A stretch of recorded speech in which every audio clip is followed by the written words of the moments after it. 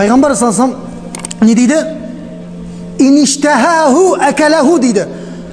Алдына тамақ алып келген кезде көңілі тартып тұрса жейтін еді дейді. Ва ин карихаху таракаху дейді. Егер де ұнамаса жай бетіп ысырып қояды да келесі ұнайтын нәрсесін жеп шұқылап отырады екен. Немене сылдыр су қылғансыңдар ма? Ішінде деген май деген толып тұр ғой, жүрегімізді алып өлетін болдық қой мына.